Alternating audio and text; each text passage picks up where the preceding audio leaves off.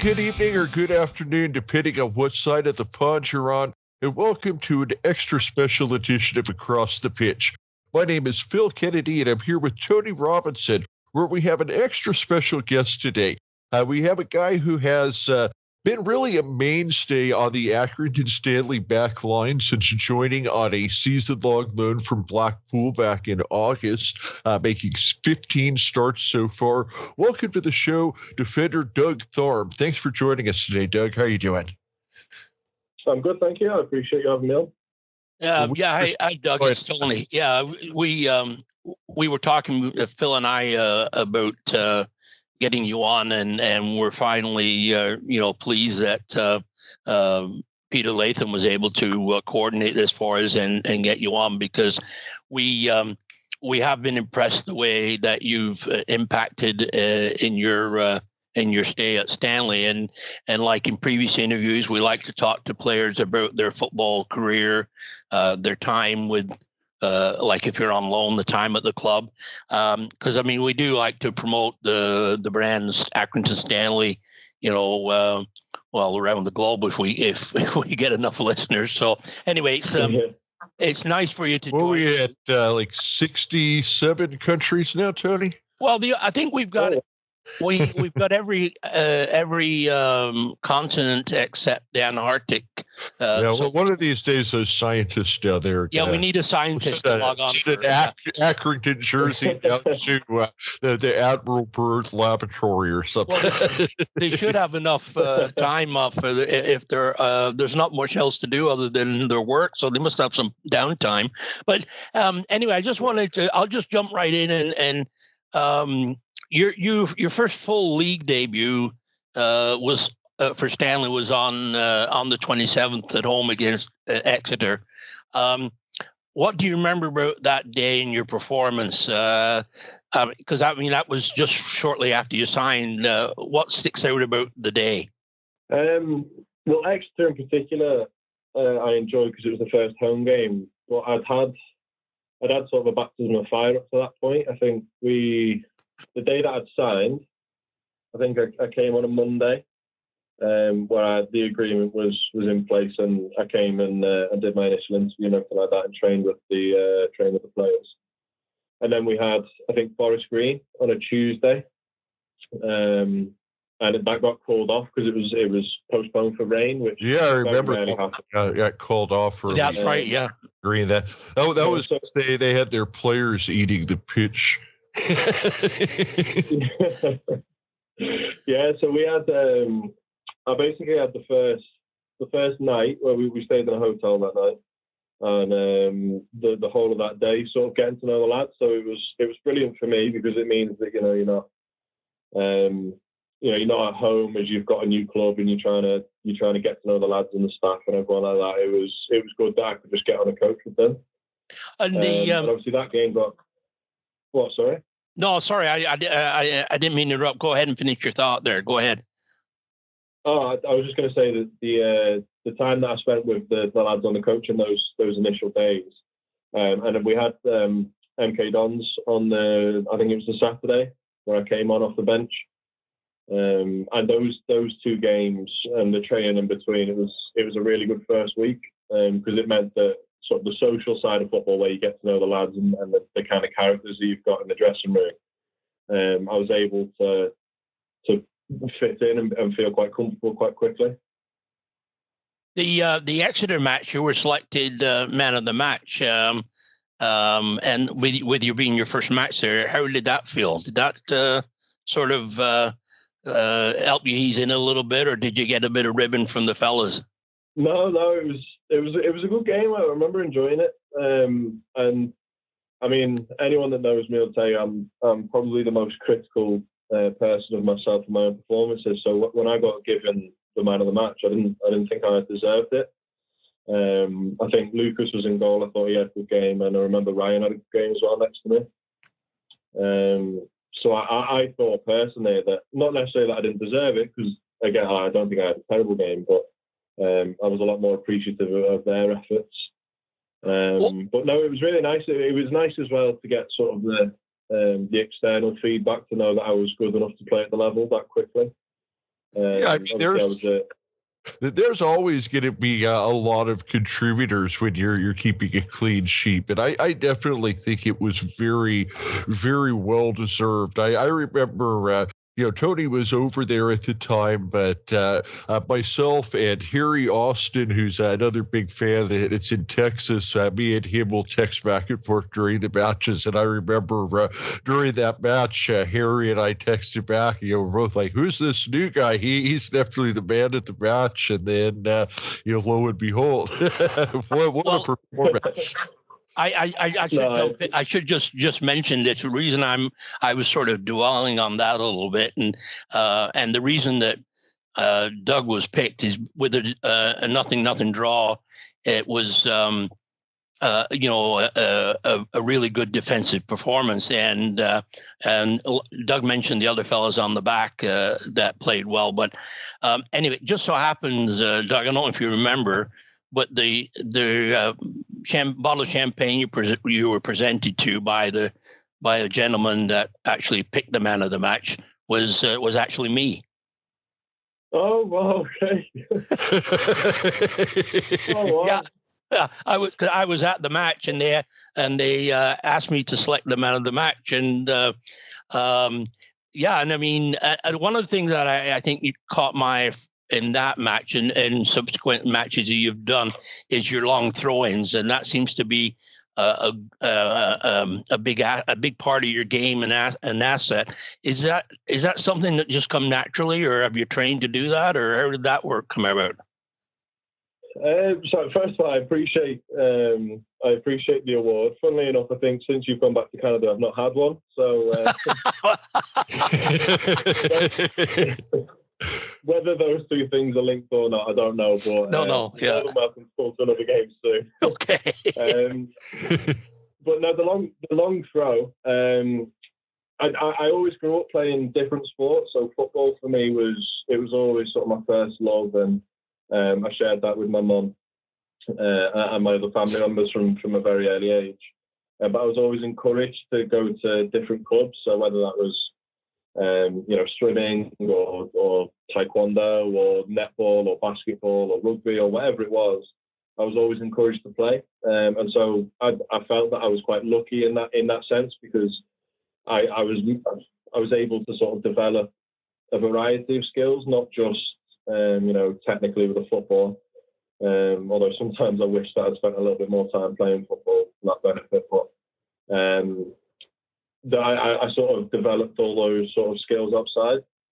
So when it came to prioritising football and focusing on that sport in particular, I didn't know that I had it particularly, and I think just physics more than anything, with the length of my arms and the arch I can put in my back. I think it was just inevitable. Like, my mum's a big netball fan. She was a netball coach and she played when she was younger. And so it almost became I don't know, like something that I always knew that I probably could do, but I'd never tried. I remember I was playing for Wrexham when I was younger. Must have been 15 or 16. And I think it was a 1-1 draw against Tranmere, I think it was, or something like that. And obviously I was playing centre-back, so prior to knowing I had the long throw, I'd never even considered taking a throw, and I was always more defensively focused. And it just so happened we had a corner, it's come in, it's gone out for a throw-in, so I've ran over as a coach's person, just to pick the ball up, throw it in, can we go and score? And I remember I just picked the ball up, and I threw it as far as I could, and I threw it over the crossbar. Now, obviously, that didn't help us in that moment, but it made the coaches and I realise, there's a long throw in there. And then ever since, I've tried to make it more accurate or a little bit longer, and it's just sort of gone from there. But that was how I discovered it. Well, you've got, and on the just to finish this point out before I turn it over to Phil. I mean, you've got Mitch Clark and Tommy Lee that all have that in their arsenal. Is it just the circumstances when the ball goes out, who's the closest that takes it, or is there times when it's like decided that you should take it and Tommy goes in the box? Is there any sort of process that goes into that? I think just from a sort of tactical point of view with the management and the staff, is that you want players in the positions that they're most effective. So Mitch, for example, is very good defensively and he's extremely quick. So if we have him as the recovery defender, then if the throw-in doesn't go well and for whatever reason it gets cleared out, then we know that we can trust Mitch to A, make a good defensive decision, and B, recover very quickly. He's probably one of the quickest in the team. And then Tommy is probably one of our best, if not our best, technical player. And so, not that we'd be wasting both him and Mitch out taking a throw-in, but I think it's a much smarter decision, shall we say, to have me out there taking the throw-in and have Tommy in the box ready to score a goal for us and Mitch ready to help prevent the goal. So I think it's more just playing to each of our strengths. Just to kind of throw one thought in, going back to what you had said before we go on to the next couple of questions. One thing that kind of caught my interest is when you were talking about the long throw-ins and other sports that you had played, that one of the ones that came up was basketball. And the reason that I bring this up is because it's something I've talked about quite a bit, is that I feel that basketball and football are very much similar and almost to the point that they're the same game, except for one's played with the hands and one's played with the feet. And I've always kind of felt that, playing football would make you a better basketball player, and playing basketball would make you a better football player, just because the skills kind of translate. And it seems like that's something that happened for you. Yeah, I think the throw-ins itself, I think, yeah, you're right. The key difference there is obviously one, you're bouncing the ball with your hand, and then the other you're kicking the ball with your feet. But I think just from a tactical perspective, or certainly I remember basketball helped me realise spatial awareness was quite important. So the court is a lot smaller. Even though there's less players, it almost feels a bit more condensed than a football game. Mm-hmm. So I always remember that finding the space on the court in order to be effective was an important sort of thing to look for, an important attribute in a player. And that transfers over to football, where space is the killer. I think, especially at the level that we're at, and as you go higher, the difference between players is a lot smaller in terms of their technical ability and everything like that. So it's the players that can find the space. They're the difference makers. We've got a few in our team. We've got Joe Pritchard, we've got Tommy Lee, Jack Nolan, we've got Rosario as well, where each of those, if they're found in space, I trust them absolutely to go and create something for us.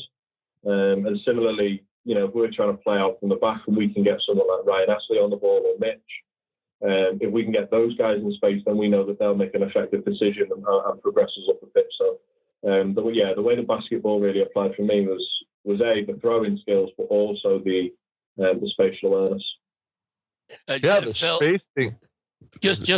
I know where you're coming from the basketball and the football, but to me the only similarities is that there's a ball and and then there's a net. But that's as far as me, as far as I can see, Phil. I know what you're coming from, but I just I'm not on board with that. It's a team sport, but there's a lot of differences, but there's obviously a lot of differences, but there's a lot that translates to. I mean, I know that Steve Nash, he is one of the most creative point guards in NBA history, and he credits a lot of the passing skills that he came up with to his playing football as a young kid. Also, there's the famous story of Hakeem Olajuwon, who was a great soccer goalie in his native Nigeria until he became too tall and switched to basketball. So, the only thing I will add on to the basketball, then we can move on, is that the actual game was invented by a Canadian. So other than that, that's my contribution to the basketball. It was invented by James Naismith, who he was a Canadian who moved to New York at the time. He was actually a soccer coach who needed a sport to play during the winter because the northeast U.S. winters are 10 feet of snow on the ground. So basically, he needed something that they could play indoors, and that's where basketball and the peach baskets and all that came from. But But we're here to talk about you today, Doug, and not so much the history of basketball. So let's ask a little bit about your youth career. Now you started in the youth system at Wrexham. I saw that you actually played in 4 matches with them in the National League back in 2018-19 when you were just 18 years old. Tell us a little bit about your youth career with Wrexham. So I actually joined Wrexham when I was just before I turned 16. So my history before that had been I've been involved in a couple of clubs at a youth level, but nothing that you could really consider an academy structure in terms of prolonged exposure. So I just played what we have as Sunday League, which is just you play with your friends, you find the best teams, you join the best teams, you play against the best teams. But ultimately, it's all amateur. So then I played and represented my county at the time, which was Wirral Schoolboys, who I put a lot of my success, if you want to call it that way, I put a lot of that down to them. And Will Rowlands in particular, the coach. So from there, Wrexham offered me a trial. I went on trial there for 6 weeks. And they offered to sign me for the under 16 year, which is essentially the year before the youth team, where some lads get paid and you do your college course through the football system and everything like that. And then did well in that year, the chance to play with the youth team for a year whilst I did my A levels. Impressed again, and then they offered me a youth scholar, as it was called, or a youth trained scholarship, YTS, and enjoyed my time there. It's a great club, it's a great community club, and that's a feature of my career really, is that I've always felt the most comfortable at clubs with a very community feel. So Wrexham was brilliant. I didn't quite feature as much as I wanted to, and I left probably slightly too late in terms of being able to benefit, but it's worked out for the best. Some of my best memories are with Wrexham. I captained a team that we took to Ibrox to play against Rangers into 23s. Now, I was, I think, 18, 19 at the time, so being able to lead a team out at a stadium like Ibrox now is something I've never forgotten. I've got the picture on my wall just to signify that moment. But no, Wrexham were brilliant, and obviously they've been taken over by some movie stars now, one of which is Canadian and the other American. Yep. So I suppose you guys will be following that quite closely. But no, it was great, and again, I've got some great memories. I met some great people there, that I'm very grateful for. Still in touch with. So no, it was brilliant, but I probably left at the right time. Phil, I want you to ask him the name of the team that he played, or ask if you'll give it a good shot there. He played for a team in Wales. Did you want to talk about that one, Phil? You have is it Connors K Nomads? Yeah, no, it's a pretty good goal. Well done, Phil. Well done. Yeah. Tell us a little. You played for them before you went to Southport, right? Yes, I did. And so, what was that like playing in Wales? So, for me, it wasn't too different. So that year, that was the first year I've not been contracted to Wrexham themselves. So I'd had a few experiences of being on loan at a variety of different levels. And then I went to Curzon Ashton, and then that was the year. It was the second year that COVID sort of cut that season short.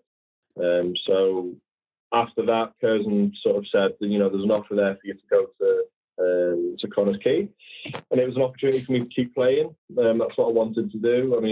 Part of it was that I wanted to keep playing, and part of it was that I needed something to get me out of the house, because otherwise I would have been just on furlough and kicking about, which I don't necessarily cope well with. I'm better when I'm busy, shall we say. But Connors Key was actually closer to my house. I was staying with my mum at the time. It's actually closer to my house than Wrexham was.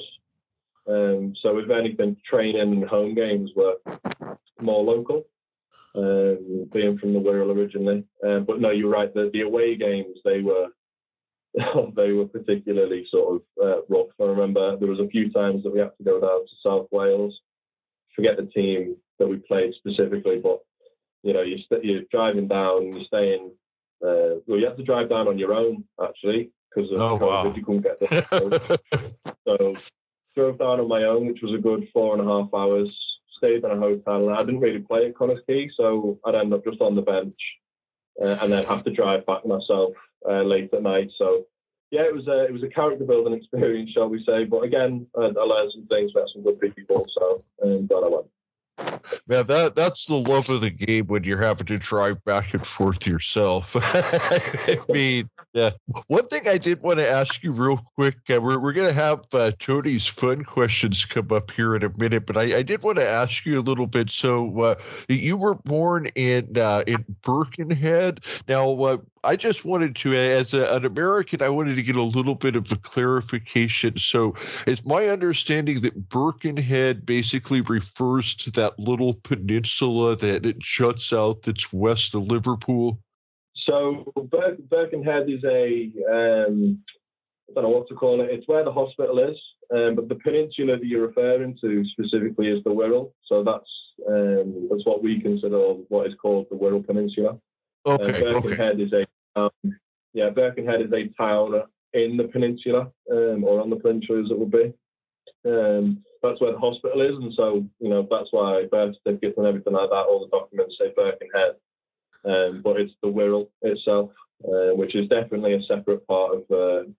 It's an independent part of the country. Not many people know anyone from the Wirral, and you only really want to identify someone from the Wirral if you are from there.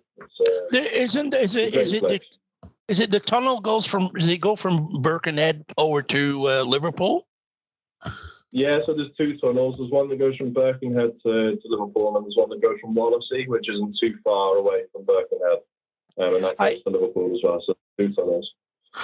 Somehow in my past, I got and I don't know if it's from a family member, but I have a medallion that was from the 1930s, which was the building of, I believe it was the building of the tunnel from Birkenhead to Liverpool, and it must have been given to the people that maybe worked on the tunnel or something like that. But it's a little medallion. Oh, wow. And that when you said Birkenhead again, it sort of rang that bell that I've got this medallion. But anyway, that's just You know what this actually reminds me of is back at the early days of the show, one of our original hosts, Aaron Ayers, he's actually Australian that lives in the U.S. now. He also lived in London for about 5 years, and we had done an article about a Tranmere game, and he made the mistake of saying that Tranmere was in Liverpool, and I don't think that we ever got more comments.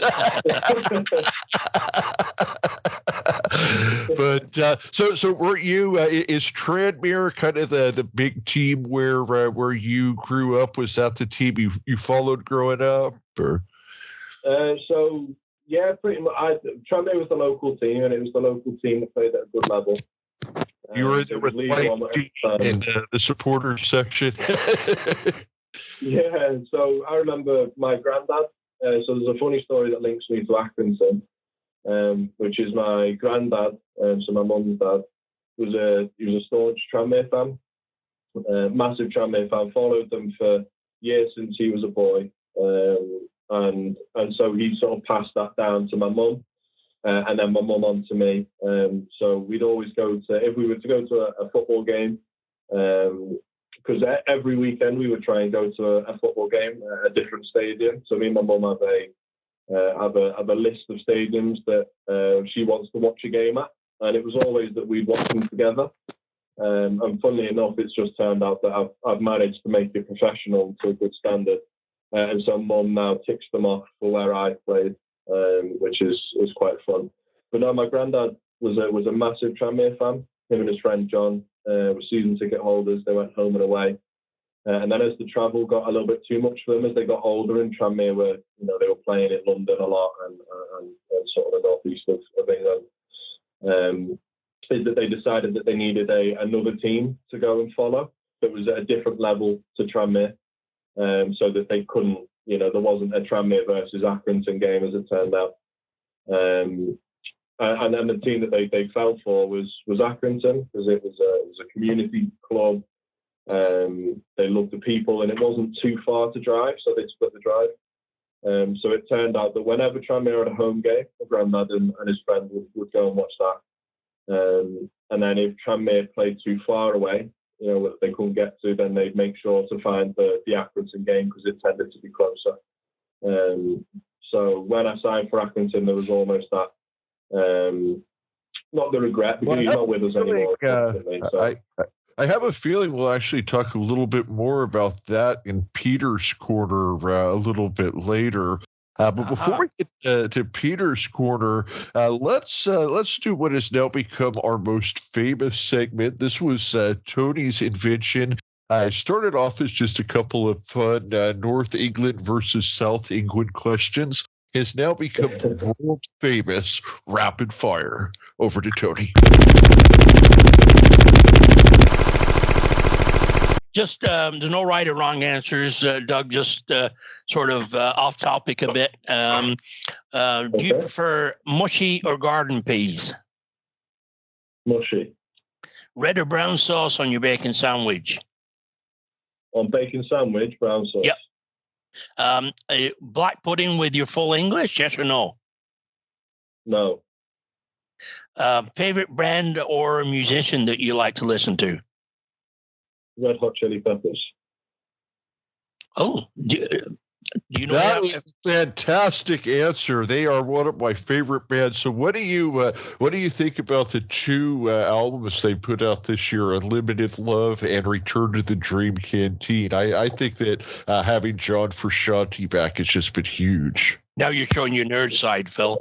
Yeah, I was going to say, you're clearly more of a fan than I am. I just love their music. I'm not a massive music fan as it is. I tend to listen to podcasts and things like that when I'm in the car. But if I do want to relax, we're not going to complain about that. Yeah, no. What I'll always do is if I want to get up for a game or chill out, I'll always find a Pepper song that sort of fits the mood. So I feel like they're quite versatile like that. Well, I'll tell you what, on the one of the albums that they came out with called Unlimited Love, you got to check out that one. That's a good one. It has some songs on there that'll get you pumped up before the game. Phil, this is called Rapid Fire, Phil. Yeah, sorry. I'm sorry. Back to you. No, it's Phil. We'll put this one back on Phil. I forgot one more, another Let Him Cry. That's the song I was trying to think of. Look up the song Let Him Cry. That'll be a good song to get you pumped up before a game. I'm lost on that anyway. Well, you can take that. Would you, on your chips, do you prefer gravy or curry? Curry. Oh, curry, yeah. Okay. Do you have any pre-match rituals that you do in order or sequence before a match? So I will, when I get given the number of the player that I am marking on corners or set pieces, I will make sure to tap my right thigh with my right hand as many times as their number is. So I always hope for a number 5 or a number 6 because it tends to be their defenders. But you don't want a 72. There's been a few times this season where I've had to mark number like 35 or something, and people look at me like I've gone soft. So I'd say that's what we love that. My one. Well, do you have a favorite film that you like to watch once in a while? Top Gun. I'm quite a big fan of Top Gun at the minute, both the original and I think the new one original is up there with my favorite films. But no, I used to love the original as well. Yep. Yeah, I thought the sequel was not bad either. But do you have a favorite stadium that you've played in? Oh, yeah, Ibrox. I think that's it for now. I think Ibrox Rangers Stadium in Scotland. Wow, that was pretty special. Yeah. When we talk about sense of humor, there's a few people that seem to have good sense of humor around the club. And you can pick from the players or the coaching staff. Who would you say has the best sense of humor? Best sense of humour. Ryan Astley. Oh, really? Okay. That's interesting. We'll have to get him on and see if he can crack a few jokes for us, Phil. Yeah. I think Ryan and I share the same sense of humour, just silly jokes. Good. This is just going to test your North American knowledge of sports. Which out of the following teams is a ice hockey team? The LA Lakers, LA Kings, or the LA Dodgers? The Kings. Good. You did so well in that. We're going to try one more. Which is the American football team? The Miami Dolphins, the Miami Marlins, or the Miami Magic? Oh, no, it's not. It's the Miami Heat. Miami Heat. I got that wrong. You're showing you're a hockey fan, Tony. Sorry, Doug. I'd say that's probably the best question I could have got. I love American football. I love the NFL. So it's the Dolphins for sure. Okay. Who's your NFL team? So I got into it at the same time that Andrew Luck got the Colts to the AFC Championship. Oh, okay. So the Colts are my team. So this year I'm struggling a little bit, but I'm hoping the next year will be better. Yeah, I'm a huge Andrew Luck fan, and it was just so disappointing when he retired, especially because I had drafted him for my fantasy football team a week before. I've still got his rookie card here. Still hoping he'll come back someday. You and I both. Yeah, Doug certainly knows his American sports. Well done, and that's it for me. I think if you want to go over to you've got some questions from Peter Latham. So if you want to, we don't have any special effects for Peter's corner, so I'll just do it. I'll do it. Our new part of the show, Peter's corner. Well, it's actually a return of Peter's corner because we this in the past when Peter would arrange some interviews and send in some guests. And let me just first kind of start off because you had already talked about this a bit earlier. Is Peter wanted us to ask you about your grandfather's link to Stanley, and you had mentioned a little bit about that earlier. Yes, as I say, he was a Tranmere fan. To the day he died, he was a Tranmere fan. And as Tranmere started travelling further afield with their away games, he couldn't commit to going through, sort of age and working and money and what have you. So he decided with his friend to find another club that they could support at the same time that wouldn't, it wouldn't break the coffers, it wouldn't cost too much money, but that was a good club and they would enjoy going to, and it wasn't too far away. So I still don't know the reason. I probably need to ask my mum, but they chose Accrington and they stuck with it. And so it was always, if my granddad went to a football game, it was either he was at Tranmere or he was at Accrington. So when I signed, so it had to be exciting for you when John Coleman called, just because of your grandfather being an Accrington supporter. Yeah, well, it was sort of bittersweet. Unfortunately, he's not with us anymore, so it was almost like a nod to him, if anything, just to say, "Oh, okay, well, it's a small world." And when I told my mum, we shared that moment of, Grandad would have watched, but I know he's watching from above. I wonder if it had anything to do with the milk advert that was run back in the day, because that seemed to get a lot of people familiar with the name Accrington Stanley. But maybe, I don't know if the timing was right, but it just came to my mind. That would be 1988 is when the advert came out. Yeah, very, very well could be, but I almost certainly was something to do with the pies as well. I think the pies at Accrington are pretty good, so good. That probably got him as well. The next thing that Peter wanted me to ask you about was the disallowed goal at Cambridge and the linesman claimed that the scorer was offsides. Oh, right, yeah. I mean, that was my first Football League goal, and I still consider it to be my first Football League goal.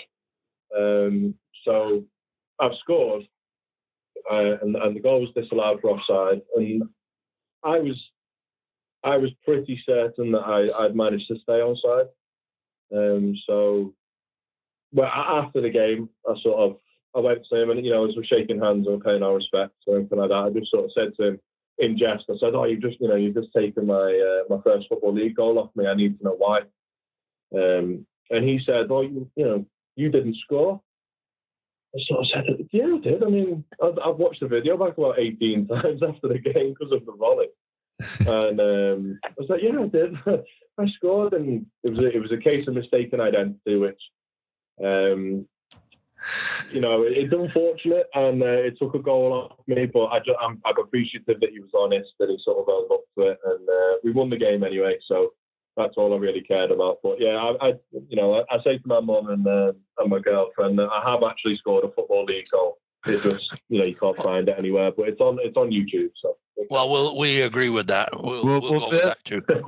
That's a heck of an attitude to have that you won the game anyway. I mean, that's the reason that John Colvin wanted you on the side, is that attitude right there. But the last question we had for Peter's Corner is he wanted us just to have you tell us about your current studies.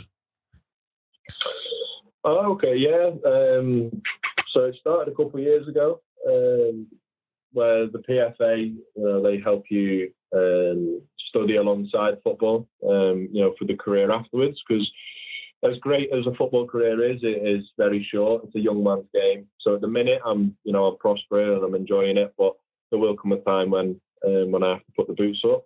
So I study psychology. I have done for, what am I going into? I'm in my fourth year now. I should graduate hopefully next year. Touch wood. But no, I really enjoy it. It's something away from football completely.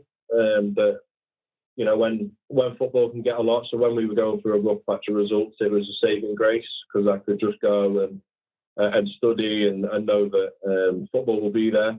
In the morning when I go back to training, but for the afternoon or the evening or whatever time period I allocate to it, I've got my studies. So it's something I've always been interested in, and it's something that I think I want to have for my career after football.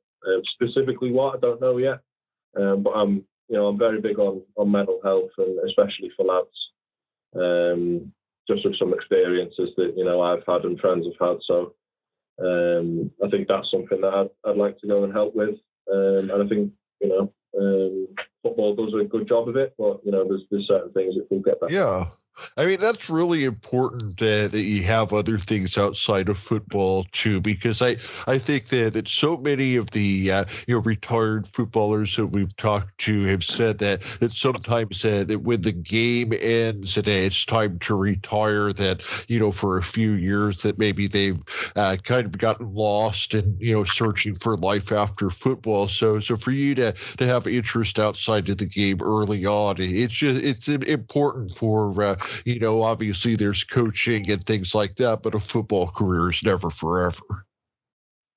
No, it's not. You're right. The my time away from full-time football really helped, especially at Southport.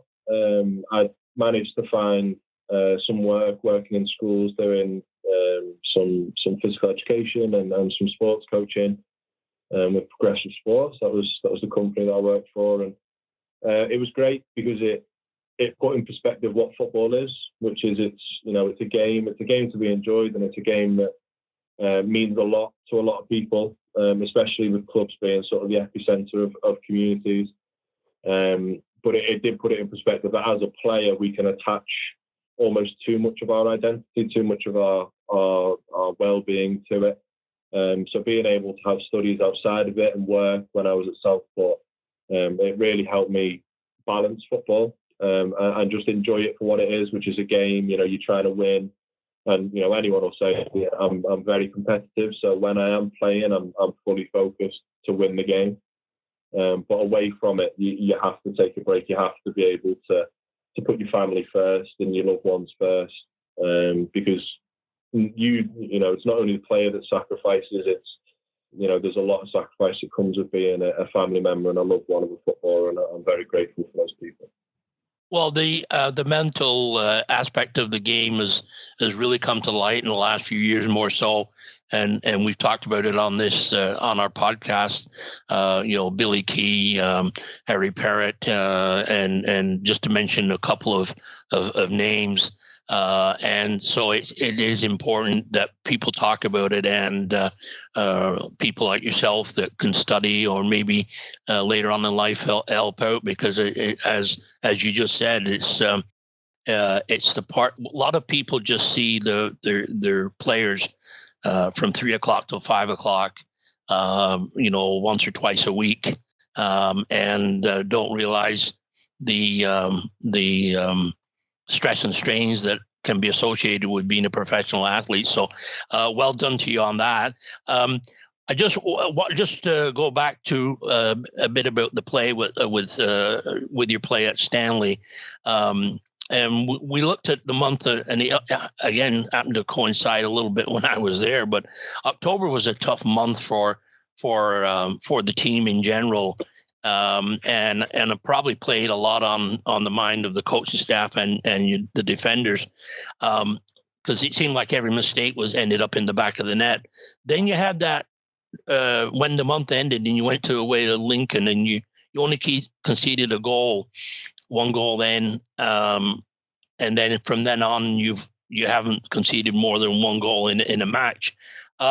How did the team turn around? Because we didn't hear that there was meetings and things like that, but there must have been some soul searching. But it looked like things changed come November.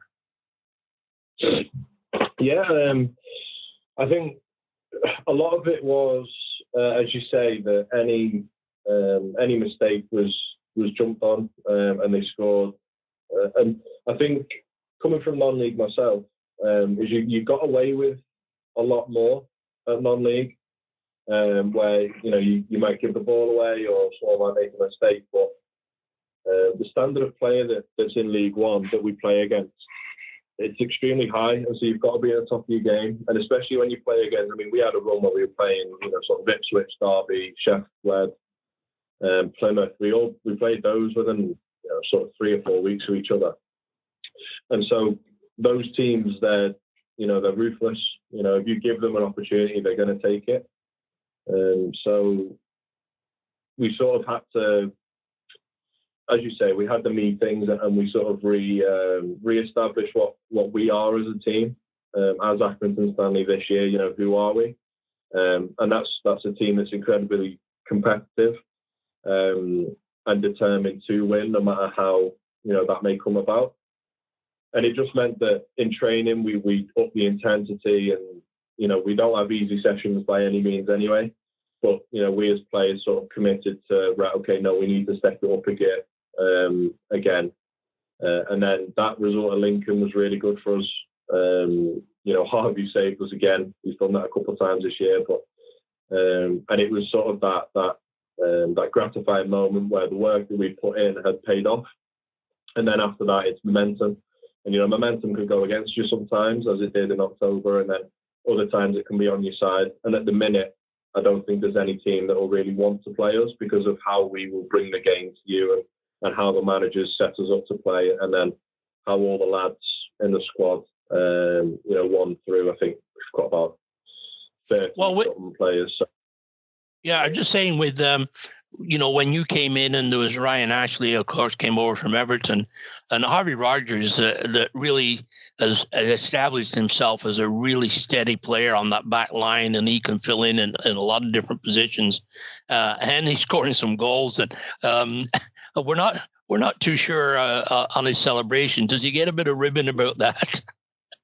I think he did it. I think there was something like it was his first goal in, I don't know, however many years. Yeah. So the first one, I think he just did, just off the back, and then we all sort of said, "Oh, where'd you get that from?" Like, we don't mind it, I think I encouraged it in one of the games, but if he scores, he can do any celebration he wants, and I'm not going to complain. And I'm sure if I score, my celebration will be just one of chaos, I think. Is just to touch on, I just want to question on Mitch Clark. He's really gained a lot of respect this year throughout the league, and he has to be considered one of the best fullbacks in the division from my point of view. And I think he's probably one of the best tacklers of the ball. When a winger goes by him, he might have a yard on him, and Mitch will still get the ball. What's it like playing alongside him? Mitch is brilliant, as I said before. His recovery speed and his defensive awareness is, second to none. But I think, if anything, he's a better attacking player than a defender. There's been games this year where we've looked to Mitch to create something for us, and he's done exactly that. That Lincoln game is the perfect example where he's put a cross in, and then Harvey's got on the end of it. So I agree with you. I think he's easily sort of one of the better defenders in this league, especially at fullback. And the plaudits and the attention that he's getting is well deserved. He's a great lad as well. Works his socks off in games. And yeah, I can't really speak any higher of him, to be honest. He's a brilliant guy. So one thing that we wanted to ask you about is we'd already talked about how you're from England, but internationally you qualify for Wales. How does that work out? So I'm pretty confused by this as well, because as far as I'm aware, I never played long enough in Wales to be considered Welsh. So from my perspective, I'm English, and that's the only team that I would ever really consider as something that I could represent. But people keep asking me about my Welsh heritage, and I say, look, the closest thing I've been to Welsh is the fact that I played there for 4 or 5 years. So I think, I love my time in Wrexham, as I say, and I think, the people in Wrexham, I can't really speak for Wales as a whole, but I'm sure they're all the same. They're great people, really, the hospitality that they give, everything like that is brilliant. But yeah, as far as I know, I'm English. I've not been told otherwise. Well, we'll have to get some. We'll have to, because the Welsh flag is beside your name and stuff. Yeah. So we'll have to see about getting that changed. So. Yeah, well, as I say, I've seen it. When people play, is it Football Manager, one of the games, and they always, send me in. It says that I'm 5'11", left-footed, and Welsh, and I say, well, okay, the scouts can't be that good who go to the games then, because I haven't got a left foot. I'm just, I'm over 6 foot, and as far as I know, I'm about as English as it gets. Just one question I wanted to just touch on is, obviously you've come over from Blackpool. Are you in constant contact with the club? Do they follow you as to your development and with plans for you and things like that? So how is things working out with not only your time at Stanley, which has obviously developed your career? How is things going with the Blackpool connection? Blackpool. I know that they watch most, if not all, games. But in terms of contact, I think they just leave me to it. In terms of, they trust me to be professional and work on my own development and everything like that. And I think more than anything, they trust the staff at Accrington. I mean, the pedigree that John, Jimmy, and John have sort of speaks for itself. The success and the player development, the amount of players that Accrington have developed themselves, and then they've gone on to have careers elsewhere, positively and everything like that. It's probably one of the clubs where you can, send a player on loan and trust that they'll be getting, a degree and a level of information that is beneficial to them. And that's certainly what I've felt, is that I've developed as a player this year. I've learned that I need to be a little bit more self-reflective in terms of watching video and getting that feedback that way. Both for a positive and a negative side of it. As I say, I can be very negative on my own sort of performance. So sometimes watching it back and realising that I wasn't as bad as I thought I was is a good thing. So that's really helped. But again, I think that Blackpool trust that Accrington are, they're going to look after me, and they're going to give me the opportunity to develop, which is, is exactly what's happened. Well, and Coley was interested has spoken on record that he was interested in looking at you before you signed for Blackpool. So knowing that he was a fan of yours, and did that sort of make things a little easier, or sort of was good for the confidence that he was after you before you came on loan? Yeah, it certainly was. I'd heard in the January that there were a few clubs, but I was kept in the dark a little bit. I mean, I'm one of those where I'd rather focus on my football. So I've got an agent who arranges most of that stuff, and I was very close to the manager Liam at Southport, and he was honest with me. He'd share anything if I had questions, but a lot of the time I just I'm a firm believer in fate will take its course. If you play well, you'll get your rewards.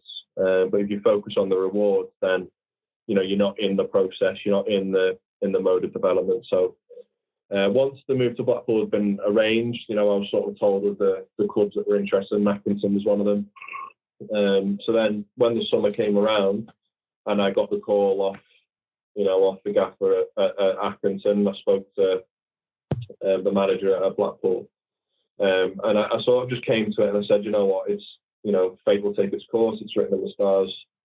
It's a great opportunity for me to play at League One. It's a big jump from Southport where I was the year before. But I'm always there to challenge myself.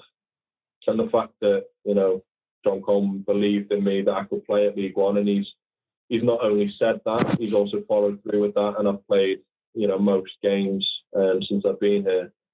It's really good for my confidence to know that, I've got his support. Yeah, I mean, there's not any better guys to learn from than John and Jimmy, because those guys have seen it all, I think. Yeah. So, Doug, we really want to thank you so much for taking the time with us today. But before we wrap up, was there anything that we hadn't asked you about that you wanted to talk about today? No, I really appreciate your guys' time. I've heard some good things from the lads that have been on it before. And it's sort of rung true. I think you guys are brilliant. I appreciate your time and your questions. And hopefully, you can come over to a game and we can put on a good performance for you, and we can give you man of the match again. Well, I don't have enough funds to make it back for the season. Hopefully, I could. If there's a match at Wembley, I might have to scrape some money together to get over for that. But I just want to thank you for your time today, Doug. And as I say, it was a pleasure picking you for man of the match, and not because you were the new kid on block, because I'd never seen you play before. It's just that I thought the way you carried yourself and you conducted yourself, and you've shown that through your interview today. So I just want to, wish you all the best, continued success. And if your career does bring you back to Stanley, that would be fantastic. But if you end up, going a higher level and with the Blackpool, just all the best to you in your football career. And thanks for your time today. I appreciate it. Thanks very much. Yeah, absolutely, Doug. You have really just solidified the back line since you stepped in there, and we wish you continued success with your career, of course, for the rest of this year with Stanley and wherever it goes in the future, whether that's with Blackpool or any other club. We will always follow your career and wish you lots of success. And thank you so much for taking the time with us again today. And we'd like to finish up with an on Stanley on. So when everybody's ready, on three, here we go. 1, 2, 3. On Stanley on. On Stanley on. Cheers, Doug. Thank you. No, thank you very much, guys.